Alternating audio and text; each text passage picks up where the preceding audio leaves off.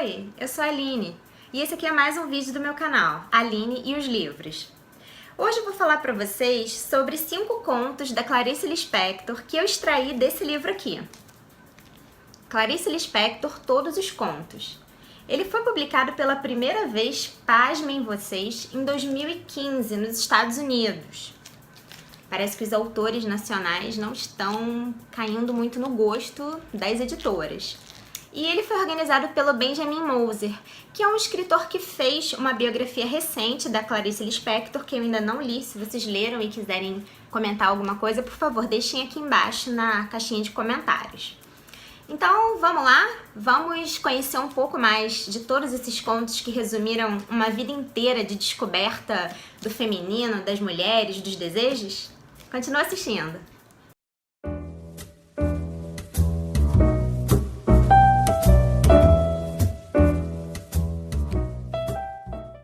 O primeiro desses contos se chama A Bela e a Fera ou A Ferida Grande Demais.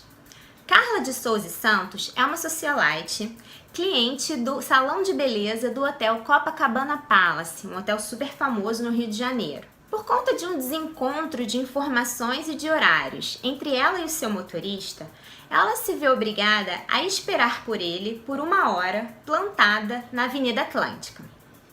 Ela fica então nesse momento refletindo sobre a sua beleza, ela se observa no espelho ao sair do salão. Ela entra em uma espécie de sonho.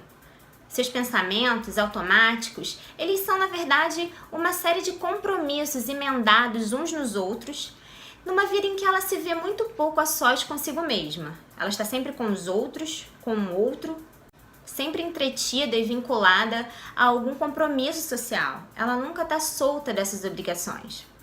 Enquanto ela reflete sobre a sua beleza e sobre a coleção de momentos belos que ela procura imortalizar, a coleção de coisas belas que ela tem, inclusive sobre a coleção de dinheiro que o marido faz, já que ele é um banqueiro, um mendigo de repente se aproxima dela. Um mendigo com uma ferida muito grande, muito feia na perna. Ele se aproxima e pede dinheiro para comer. No início ela fica espantada com aquilo, com aquela ferida, com aquela feiura do mendigo, e aquilo tudo se choca contra ela, contra a sua beleza, contra a harmonia da sua vida, contra a riqueza de que ela goza. Mas aquele mendigo, aquela sua feiura a perturba. Ela dá uma nota para o mendigo de 500 cruzados, eu acho que era essa a moeda na época. Esse é um conto de 1960. E ela olha para a ferida do mendigo e ela fica imaginando: bem, a minha beleza é como se fosse o meu emprego. Através dela eu consegui o meu marido rico, essas relações bonitas, harmônicas e baseadas em aparências que eu tenho. E esse mendigo, essa ferida que ele carrega, que ele tem, talvez seja o emprego dele. É através dessa feiura que ele esfrega na cara das pessoas que ele consegue o dinheiro para sobreviver, para se alimentar. E nesse momento em que ela fica refletindo sobre esse choque de mundos, sobre esse choque entre a bela e a fera, esses próprios conceitos se misturam, eles se entrecruzam ali naquele momento. É como se o que se abrisse nela fosse uma espécie de ferida moral. Ela relembra as coisas que viveu e se vê numa série de comportamentos esquisitos, como se sentando no chão para se aproximar do mendigo e querendo saber mais sobre ele, como se ela quisesse entrar nessa ferida como uma forma de entrar nela mesma. Essa ferida aberta, na verdade, ela expôs a grande ferida que era a própria vida dessa socialite, dessa Carla. Então o caminho do conto vai prosseguindo e o que será que vai acontecer nessa história enquanto o motorista da socialite não chega? Então leiam esse conto, não vou contar o final para não estragar a surpresa de vocês. O segundo conto é Felicidade Clandestina. Certamente vocês já conhecem esse conto, principalmente pela sua última frase, em que a Clarice diz: não era mais uma menina com um livro, mas era uma mulher com seu amante. Essa frase é super célebre porque esse conto ele festeja a paixão do leitor pelo livro. a Clarice festeja esse encontro, esse nascimento de um leitor, através da ilustração da história de uma menininha. Essa menininha mora no Recife, é uma mini Clarice Lispector, e ela tem uma coleguinha de sala de aula, bem gordinha, ruiva, com uma cara sempre fechada, mas que tem a benesse de ser filha do dono de uma livraria. E a Clarice, eu chamo Clarice, embora a própria autora não nomeie a menininha assim, porque quando ela descreve a forma como a menina caminha pelas ruas pulando, eu só consigo pensar exatamente na Clarice vivendo aquilo tudo, vivendo aquele sofrimento e aquela emoção.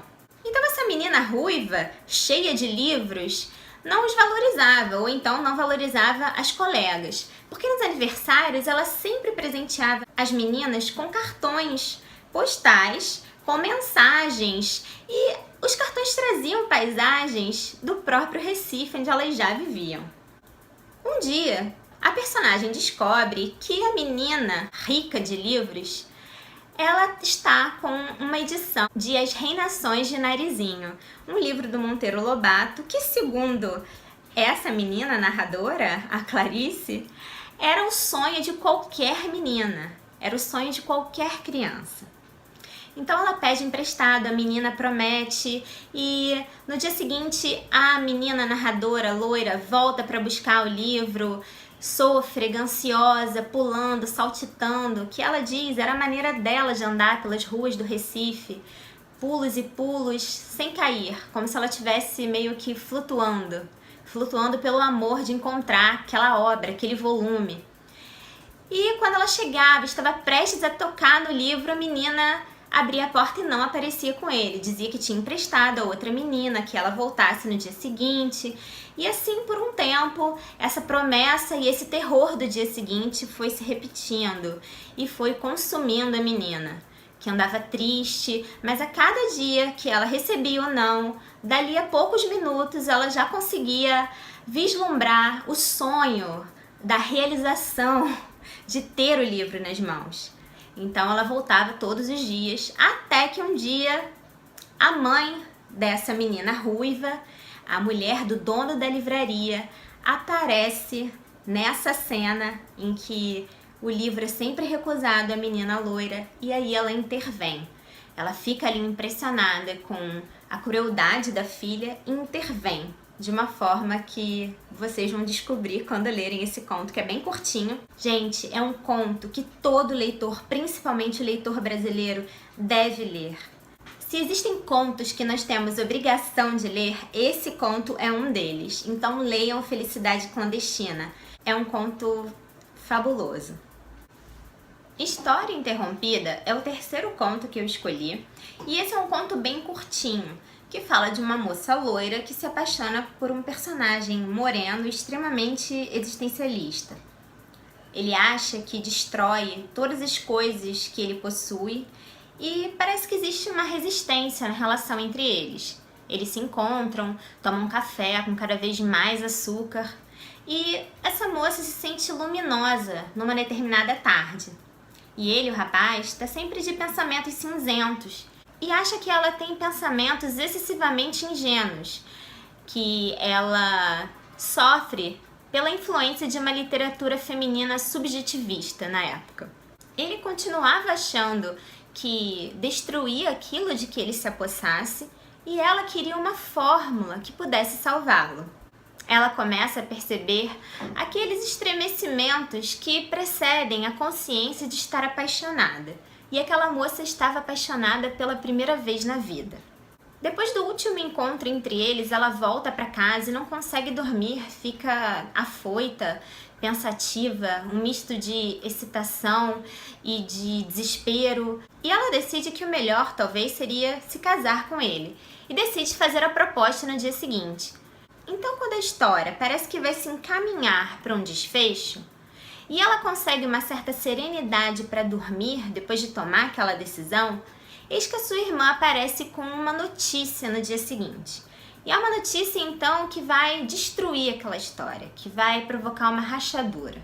E talvez seja por isso que o título é esse, História Interrompida, porque a história não chega ao seu fim. ela fica interrompida, sem sentido, sem propósito. Inclusive, a personagem se faz essa pergunta. Mas vocês vão também descobrir, ao ler o texto, o que é que interrompe essa história. Agora é a vez do conto Obsessão. Esse conto foi escrito em 1941, escrito e publicado no mesmo ano. E eu reconheci nele, nesse casal que concentra o cerne da história, reconheci as sementes daquele livro, Uma Aprendizagem ou o Livro dos Prazeres, que traz o casal Ulisses e Lore. Ele também tenta ensinar alguma coisa a ela, só que nesse caso são os personagens do Daniel e da Cristina. A Cristina é uma moça do interior que se casa aos 19 anos e vive uma vida pacata, aparentemente feliz, com aqueles encadeamentos de encontros, compromissos, não exatamente compromissos de uma socialite, mas compromissos de uma vida feminina, uma vida de mulher casada naquela época, nos anos 40, no Brasil. E a Cristina, ela contrai febre tifoide, ela fica muito tempo doente e na sua convalescença ela começa a apresentar uma certa melancolia, uma tristeza, tá sempre com dor de cabeça, procurando ficar no escuro. E o marido dela decide então deixá-la numa pensão em Belo Horizonte para que ela cuide da sua saúde. E quando ela vai para essa pensão, ela conhece um rapaz chamado Daniel. E esse Daniel, então, vai fazer com que a vida dela tenha uma grande reviravolta. E ele vai apresentar a ela situações e um estilo de vida muito diferente. Ele vai condenar a felicidade média burguesa que ela vive, vai achar que o marido e que as outras pessoas à volta dela e de quem ela sempre fala para ele são pessoas normais, monotonamente normais.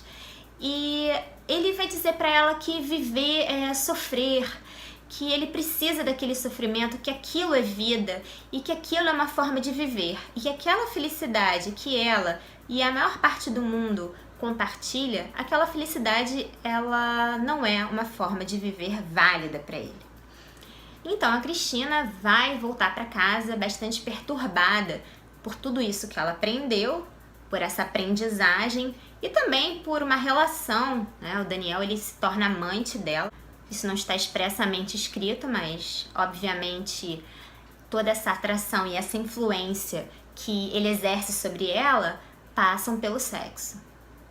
Então a Cristina vai voltar bastante perturbada para casa e também vai acontecer uma reviravolta na vida dela. E vocês também vão ler. Ou se quiserem saber mais, de repente dou um spoiler para vocês em particular, para não prejudicar a leitura dos outros. E o último conto, então, se chama Os Laços de Família. Ele é o nome de um livro de contos da Clarice que foi lançado, eu acho que foi na década de 70. E esse livro conta a história da Catarina, da Severina, que são mãe e filha. A Severina é uma mãe já velhinha que pega um trem e vai passar uns dias na casa da filha. A filha já é casada, já tem um filho pequeno. E a grande questão desse conto é a despedida. É a oportunidade que a Clarice tem de analisar o que são os laços de família nessa despedida, nesse momento do desenlace, em que as pessoas se despedem. Então, existe um momento no conto em que a mãe já embarcou no trem, ela está sentada à janela e ela começa a olhar o seu chapéu, se olhar no espelho, porque existe um certo desconforto. Ela está ali sentada, olhando pela janela, a filha está de pé na plataforma, também sem saber o que fazer, o que dizer. A mãe começa a dar aquelas recomendações que mãe sempre dá. Cuidado, agasalhe seu filho, cuidado quando você estiver voltando para casa. E a Catarina diz, mamãe, você não esqueceu nada? E a Catarina começa a se lembrar, então, da intimidade que ela sempre teve mais com o pai, não tanto com a mãe. Como ela e o pai se entreolhavam na hora do jantar, quando a mãe enchia os pratos deles de comida. E ela começa a refletir, então, sobre o que é isso, o que as une, o que incomoda. Porque parece que o que restou da relação entre elas, ou talvez o que sempre houve, na verdade, foi esse estranhamento, esse incômodo, essa intimidade que constrange um pouco, que perturba, que a gente não sabe explicar. Então ela volta para casa com um passo mais decidido, leva o filho para passear no calçadão.